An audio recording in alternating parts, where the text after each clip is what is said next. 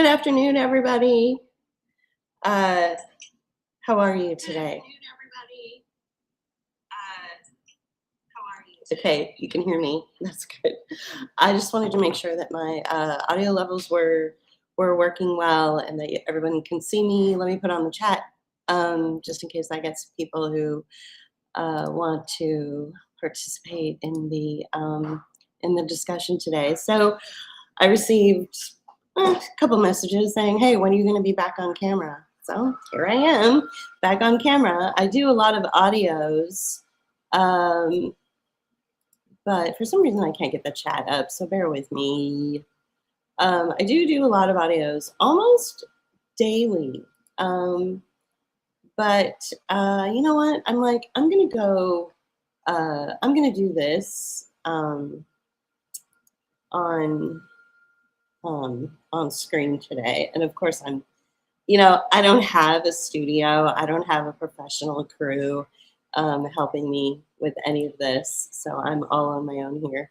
Okay, so it looks like everything's in working order. If I don't get to your chats, just forgive me because I'm going to be reading from some notes.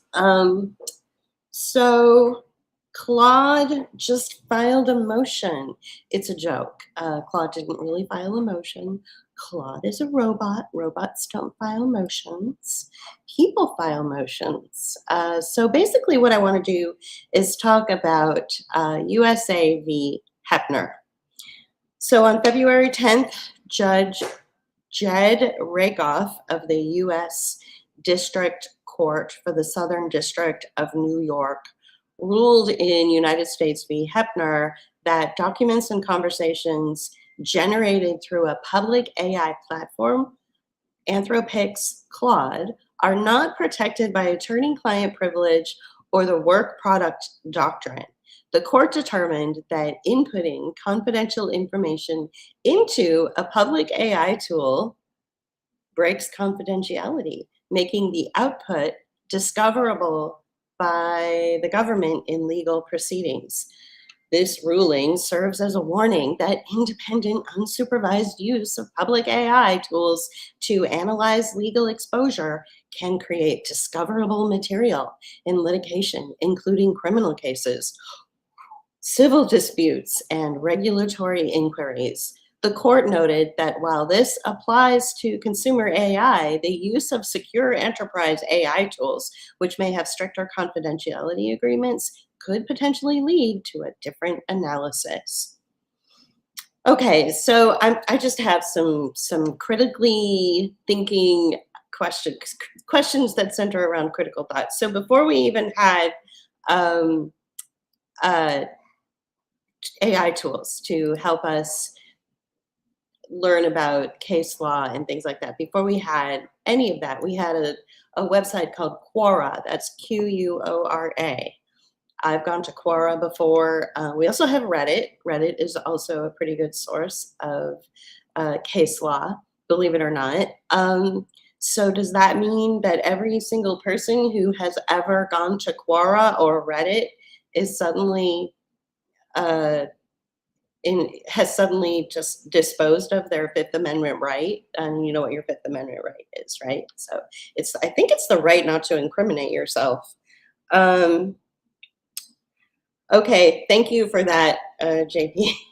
So I guess the cleaning was audible in the background. So JP was vacuuming in our music room, which is a couple rooms over, and I guess you can hear it through the microphone. So I will not take a lot of time with this. I'm actually running this feed later in the afternoon than I normally would. But I wanted to get this out here. So whatever happened to individuals who would go to the public library and research case law if they found that they, say, needed to, maybe they were in a car accident and they needed to make sure that their insurance companies sued the other party's insurance company correctly, so they would go to the library and study case law, just for some innocuous, maybe civil issues. What about what about going to the website for, like, say a website like the EEOC, in case you think that that you've been fired unlawfully or terminated unlawfully, and you're just researching information about discrimination rights or retaliation rights. Does that mean that you've suddenly waived your Fifth Amendment right, which is the right not to incriminate yourself, from what I understand? So this really needs a lot of context. This case really needs context, in my opinion. So let's look at the context, okay? So the Heppner story is case specific. Bradley Heppner, the former CEO and board chairman of Beneficient, which is the name of a company, capital B, Beneficient, and former chairman of GWG Holdings, was charged in November of 2025 with orchestrating a fraudulent scheme resulting in over $1 billion in losses to investors. So there's your context. Are you the person who is researching case law because maybe you're in a probate case and you're not sure if you're adopted and you want to find out what equitable adoption means? Does that suddenly mean that you have waived your credibility? No, because you're not the one that's being scrutinized. You're not the one being charged for whatever it is that you might be in court for, right? So for instance, with this USA v. Heppner case, the guy was engaged in security fraud, wire fraud. He was, sorry, I lost my notes. He was charged with falsification of records to enrich himself. I mean, we're talking billions of dollars. And of course, if he is going to Claude, which is an AI tool, to research, what his rights might be, it makes it a little bit different than if you're just like a regular person who is maybe going to civil court because you need to sue your neighbor or something. I mean, this for like a couple $1,000s, this is nothing like that. And I think what's happening is this story is more about like the response from social media than it is about the story itself. So social media is just going apeshit over this and freaking out about the fact that suddenly this story has turned into AI has more rights than human beings. And I think that's what they want, of course. But I think that we have to look at context, like with everything. So my experience with AI tools in researching case law is this, and I'll tell you exactly what it is. Go to AI, research case law, and it gives you a link to various attorney websites. I've even called those law firms that AI took me to. All right. And I've had free consultations that are private consultations to learn about this specific type of law. So most of my research with, on AI or on the internet in general has led me to speaking to an actual human being. And those human beings are, they're like, look, this is just for, you get your 30-minute consultation for free. We're not advising you. We're just telling you how the law works. And we're telling you, the value of your position or whatever, in our opinion.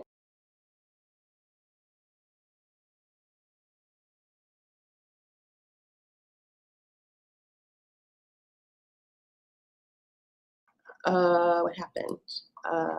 Why am I off screen? There. Okay. I don't know what happened there. Every time I go, I'm not kidding. Every time I go live, something happens. So we're going to really try to make this quick before something else happens. Okay. So when you do go online, whether you just cut out. I cut out. Yeah, let me check again. So I may have cut out on the stream, but it will probably pick up when right. So it'll probably pick up when I upload this. So I'm just going to continue.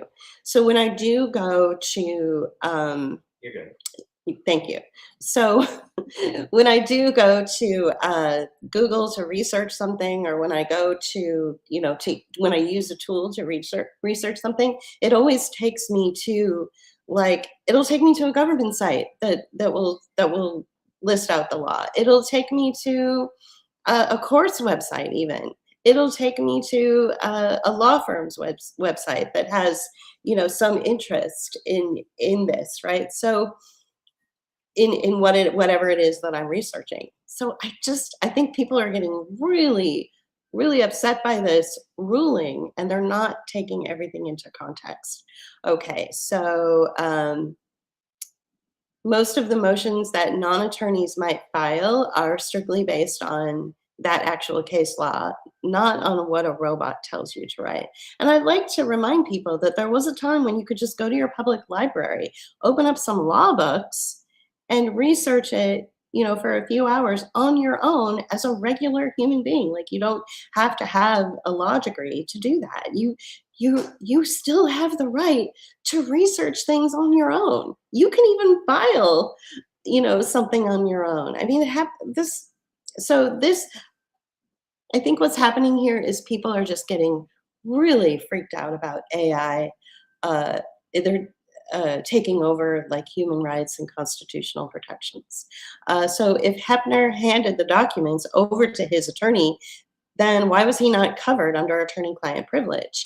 If the attorneys had done the exact same research on his case, they would have had the guardrail in place, and the court would not have been allowed to suspend his Fifth Amendment rights. So because he happened to ask a few questions in AI Claude, suddenly his constitutional right is completely suspended. Come on, this is ridiculous. So your takeaway is that attorney-client privilege feels kind of like voodoo and magic. That's the language that JP actually used earlier this morning when I was telling him about this ruling. He's like, what is this, some sort of voodoo magic where it's not based in any kind of real strategy or formula? It's based entirely on the priesthood of the legal industry, So again, I don't even know why I'm wasting my time talking about this, because we all know that lawyers are, if you read my piece, the whole legal industry is becoming obsolete anyway.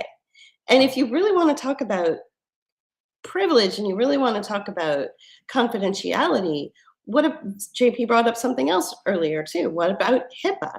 It's sanctioned by law in Congress that third parties cannot violate a patient's confidentiality.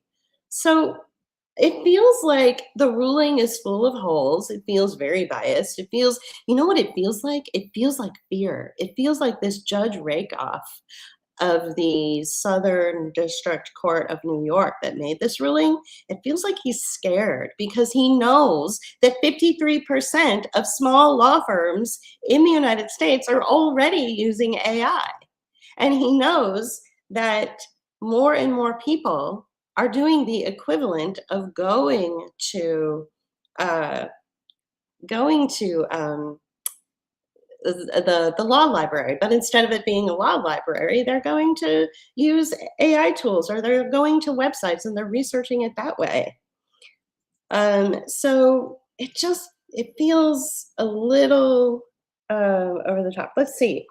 So, hey, Sam, I'm actually reading your comments on from another source, so that I have a lot of stuff going on my screen, which you guys don't see in the background. So, hey, everyone, your channel. Okay, so it looks like this guy um, is a troll. So, what's the number one rule here on this platform? Trolls will be ignored. So sorry about that. I won't be responding to you. Okay. So let's see. So is Claude suddenly, if by using Claude, has he suddenly suspended his constitutional rights? I don't think so. So let's see. If the attorneys had done the exact same thing, using the same research on his case, they would have had the guardrail in place, and the court would not have been allowed to suspend his Fifth Amendment right. But because he happened to ask a few questions in Claude, suddenly his rights were suspended. Come on. So this privilege, this attorney-client privilege, feels a little like voodoo, a little like magic, and it feels a little obsolete. I mean, attorneys are obsolete anyway. And we knew, if you would have read my previous piece in Substack, the reason that the whole industry itself is becoming more and more obsolete is because of the lack of ethics and the lack of morality. When you start out with something like that, it's bound to fail, right? So just add to that the fact that individuals are researching on their own and filing motions and filing cases without the need of an attorney. It's making the whole industry, including judges, it's making them very nervous. So we already talked about how if you correlate this with HIPAA, there's violations that take place if the HIPAA law is violated. So violations against the violator. So there's you can't do that. So switching gears a little bit, the founder of OnlyFans died. I don't know if he died suddenly, but he died recently, and he died very young at age 43. So his name is Leonid Radvinsky, and he was the Ukrainian-born American entrepreneur who purchased OnlyFans in 2018. He was very secretive with a long history in the adult entertainment industry. So before OnlyFans, he operated Cybertania, which was a site offering passwords for porn, and founded the cam site My Free Cams. No. No. His career involved murky ventures, including legal settlements with Microsoft and Amazon over spam campaigns. So he died recently at age 43. He capitalized on the desperation of the impoverished, taking 20% of their pay, making $1.9 million per day, while OnlyFans users sold their bodies online for profit. So he took 20% of every transaction, every video, every message, every tip, while creators fought algorithms and chargebacks and deplatforming threats just to make rent. Not to mention, it feels like some sort of violation of maybe like labor law or something. So anyway, he sat at the top collecting a cut of their bodies, and everyone called him a tech founder. But the man wasn't a tech founder, and he wasn't a successful middleman, as the media would have you believe. He was actually just a pimp. He was a pimp. That's it. So why is OnlyFans still a thing? Can we please get rid of it now that the founder is dead? It was profitable from day one. Now, here's the real story, I think. No venture capitalist money, no IPO, because when your business model is taking a fifth of what someone earns from their own skin, you don't need investors. You need desperation. That's what you need. You capitalize on desperation and a person willing to do anything just to be able to make the rent, just to be able to put food on the table. This is where we are now as a society. This is what it's come down to, right? That you can make a fifth of your own profit based on someone else's desperation. He had $3 billion, and yet, for some reason, he still couldn't beat cancer. You think he died of cancer? Or maybe something else. I don't know. I can't imagine he was a very nice guy. He doesn't seem like like the kind of guy you would really want to like hang out with, right? So what exactly are we all racing toward with this type of lifestyle when we're making money off of exploiting ourselves and making money off of demoralizing ourselves, and yet most of that profit goes to someone else. So I think this, again, it transitions into a larger conversation.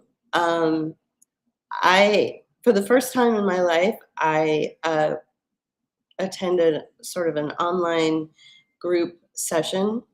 It's for individuals who have experienced trauma in their childhood, and a lot of things that have just come to light in my life explain a lot of the unresolved trauma that I didn't even realize I had. But now that I go back and look at some behavior from, family of origin and dysfunctional family systems, I realized, oh, wow, I have been living my life sort of in a place of trauma for the majority of my life. And so this platform exists to sort of process that. It's just a place to process. Um, and it felt really good. It felt really good to process the truth. It felt really good to share my story a little bit without, you know, getting too deep into it. Although I think I may have like traumatized the poor moderator because my story is very traumatizing and very unique. Most people who go no contact with their family don't have my story. So it's incredibly strange to be out here in the wilderness. So I feel that we need more of that and less of exploiting your body and less exploitation for profit. Less discussion around the rights of scumbags like attorneys who have no morals and have no ethics. Like, why are we even having discussions about this USA v. Heppner ruling when it feels like a desperate attempt to stay relevant when each and every day the corporate system is becoming more and more irrelevant. It's almost becoming laughable. It's a joke now. Um, you've got people who are in the corporate sector who have been out of work for 2 years that have 30-year careers and they can't break back into it, and they're starting to write jokes about it. They're putting, the fake LinkedIn colors on their profile pictures. Hashtag, will do anything for work. I mean, it's we're in desperate times now. So I think we should be talking more about solutions, which is what I think that this platform that I went to today and listened to what some of the people were saying. I think that they're looking for, they're reaching out to try to find solutions to these problems and to focus on uh, desperation is not really the right kind of solution. Um, so, and trolls will be ignored. So I hope that you guys have enjoyed this little brief commentary. Some of you have reached out and said, you took down a lot of your stuff. Yeah, I did because I'm individuating and I'm processing what it means to be in ear of the horsey. And I'm having fun and uh, just really I'm having a lot more fun, I think, writing about some of the things I'm discovering, you know, in the world. For instance, the stuff I've written about recently about AI and how it's just not again, I keep repeating myself. It's not at scale. It's not what you think it is. And I think that in a year or so, or at least I even think that by July, there's going to be a rude awakening around that. So we'll see what happens. But we're doing good. We're doing okay. Weather's getting warmer. We're going to be spending more time at the beach. I was just talking to a friend of mine today. She said one of the best ways to watch a sunset in the Gulf Coast is to watch it in the water. And she was mentioning a couple of beaches, and we're just like a 5-minute drive or maybe a 15-minute walk from beaches where we can do that. So it's like, I'm having it's a good life, right? So um, I think that a lot of the stuff that we're hearing that is very sobering. I know that there's a couple of really sobering stories out there about the rise of the popularity of self-imposed euthanasia. And I'm not talking suicide. I'm talking about assisted suicide in like the medical industry.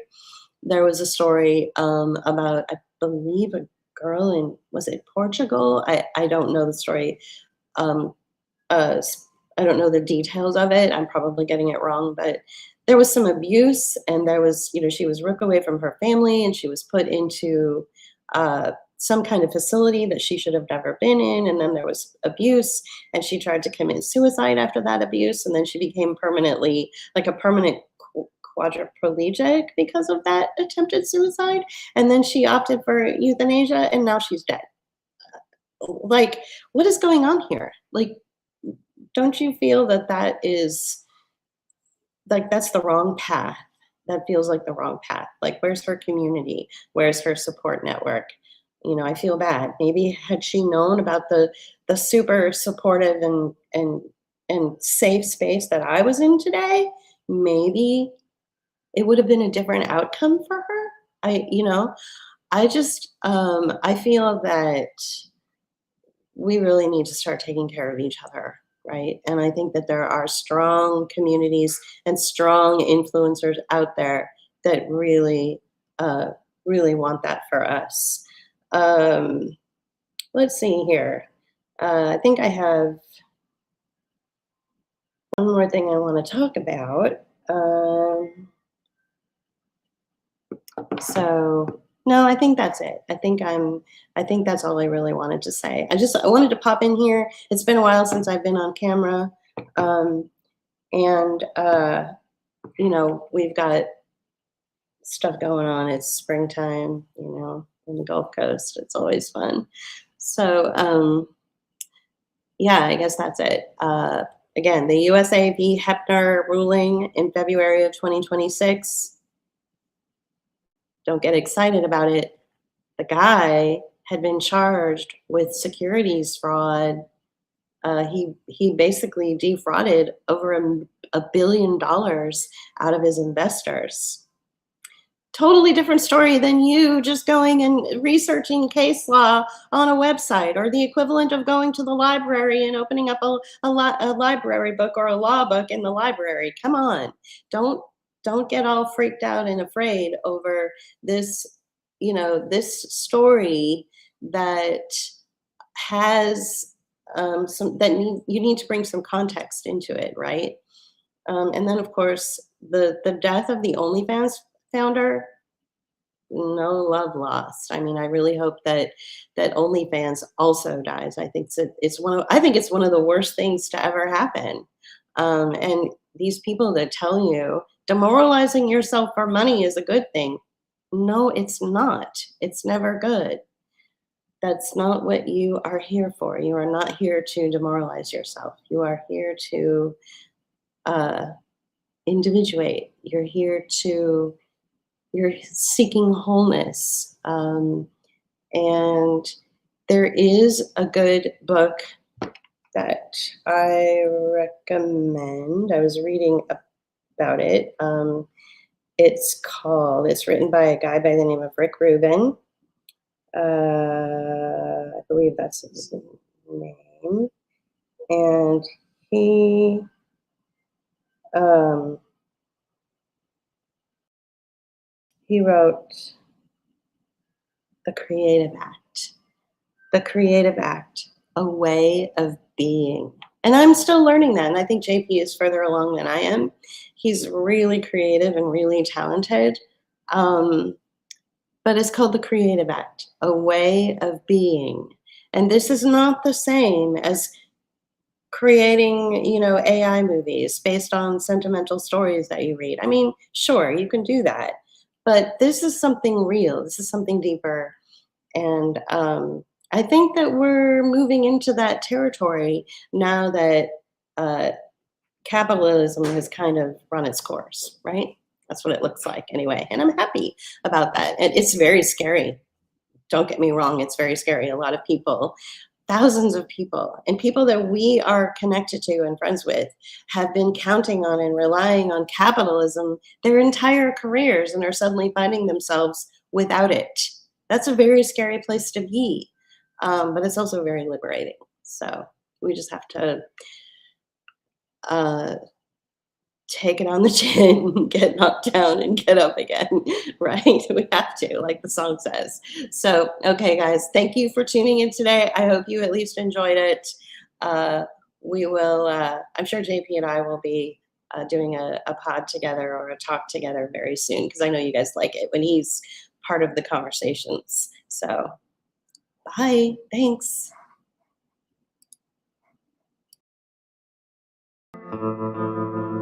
You can help us continue our work by becoming a patron at patreon.com/bookofhours, or leave us a one-time donation at paypal.me/bookofhours. Or you can use Cash App.